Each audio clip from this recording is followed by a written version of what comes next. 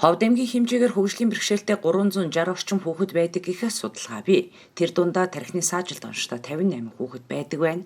За энгийн хүүхдүүдтэй харьцуулахад эдгээр хүүхдүүд дархлаа суул, ханиад том болон бусад өвчлөлд өртөмтгий, өвчин тусвал хүндрэх магадлалтай байдаг учраас сэргээн засах үйлчилгээ зайлшгүй хэрэгцээтэй байдаг гэнэ.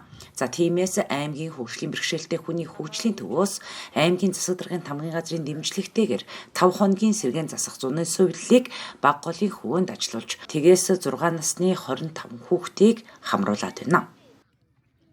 Тус сувлалд маань болохоор тархины саажил онцтой дархлаас бол ханиад томонд өвтөмтгий хвчлэн байнга асаргаанд байгаа аав ээж тэгээ гэртээ байгаа хүүхдүүд маань сувлалд хамрагдаж байгаа гэсэн. Одоогоор яг 25 хүүхд хамрагдаж байгаас ирэх ёстой байгаагаас нэг 18 хүүхд маань яг тогтмол яг 25 хүүхд маань зарим хүүхд маань нэг ганц 2 өдөр нэг бол ирэх боломжгүйгээр хамрагдаад явж байгаа. Чирэгжүүлэлтийг сувлынхаа хүрээнд болохоор манайх нөгөө чирэгжүүлэлтүүд дандаа 5 өдрийн хүрээнд өөр чирэгжүүлэх эмчилгээнүүд, барайнууд, усын эмчилгээнүүд, хоол эмчилгээ мөн тухайн хүүхдүүдийнхээ эцэг эхчүүдэд зориулсан хүүхдийн асаргаа суулгаа, хоол эмчилгээ болон гэрийн нөхцөл хүүхдүүдэд хийх боломжтой дасгал нөхцөл тухайн хүүхдүүд маань яаж хөгжих боломж байгаа талаар бүх мэдээллийг болохоор давхар сургалтаар хүргэн хоол эмчилгээ хийн ажиллаж байна. Тийм өдрийн хуваар маань одоо жишээ нь энэ усан эмчилгээ маань гэтэл эхний өдрөөс агуулаад шар сүү тэгээд айрагнд оруулах, сүүн барай гэж тайвшруулах, давас борцоо гэд өөр байгаа өдөр болгоно. Сувил маань болохоор ер нь 6 сарын 30-наас 7 сарын 4-ний ордоор 5 өдрийн энэ удаад болохоор бидэд хүүхдүүд маань их байгаа учраас 5 өдрийн эмчилгээнд авч байгаа. Дараагийн сувлынхаа юг болохоор хугацааг нь бол сунгаж ажиллах төлөвлөгөөтэй байгаа гэсэн. Яг тархины саажилтаа хүүхдүүд маань ч юм уу хүүхдүүд маань вакцины хамрагдах тал дээр жоохон бэрхшээлтэй байдэ. Тэгэхээр нөгөө вакцины хамрагдаагүй учраас тухайн хүүхдүүд маань ханиад томонд ялангуяа нөгөө өвлөө уйлралт ханиад томд аюу хүртдэг, аюу хурдан хатгаа болдог тийм байдлууд үүсдэг учраас тухайн хүүхдүүдэд хоолоор хүртэл бид нар амин дэмээ өгөх мөн чирэгжүүлэлтээ хүртэл хүүхдийн дархлааг дэмжих ялангуяа бас хүүхдүүд маань сулдаа буюу нөгөө ер нь хүүхдүүдэд суур өвчнгöd үүдэг байхгүй юу? Суур өвчин бас өртөмтгий байдаг учраас тухайн хүүхдүүдэд эхний ээлжин чирэгжүүлэх дархлааг нь дэмжих зорилгоор дангааз эмчилгээнүүдээс гадна бидэд витаминаар бас хангах Д витамин байна.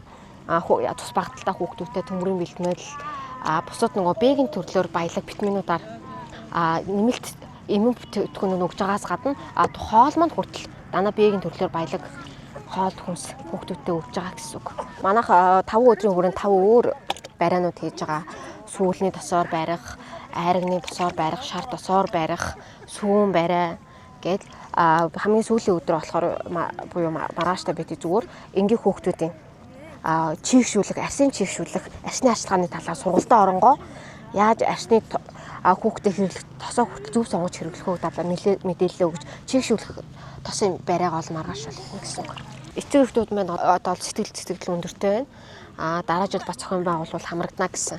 Тухайн эцэг эхчүүд маань болж өгвөл эрхжил бас хугацааг нь уртасгаад сувлалд хамруулж өгөөч гэсэн санал хүсэл тавьсан. Цаашдаа бол бидэд жоохон үйлчлэгээнийхээ төрлийг нэмэгдүүлээ.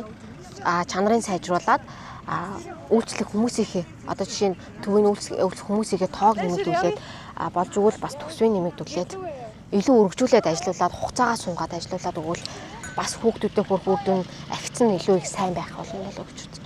Чирэгжүүлэх усан эмчилгээ, барай засал, хөдөлгөөн засал эмчилгээ, хоол эмчилгээ хийж үйлчилж байгаагаас гадна тухайн хүүхдүүдийн ар гэр асран хамгаалагч нарт зориулсан хүүхдийн асаргаа сувилгаа, хоол эмчилгээ, витамин жуулалт, шим тижээллэх хоол хүнсийг зөв бэлтгэх сургалтууд ч мөн явагдаж байгаа гэлээ. Анх удаага тус төвөөс зохион байгуулж байгаа зуны сувлал үйлчилгээнд тархины саажилт онцтой хүүхдүүдийг хамруулах хязгаар тавьсан хэдий ч цаашид энгийн хүүхдүүдийг тэгш хамруулан үйлчилгээний төрлөө нэмэгдүүлж чанарыг сайжруулан хугацаагаа уртасган ажиллах зорилттой тавин ажиллаж байна гэлээ.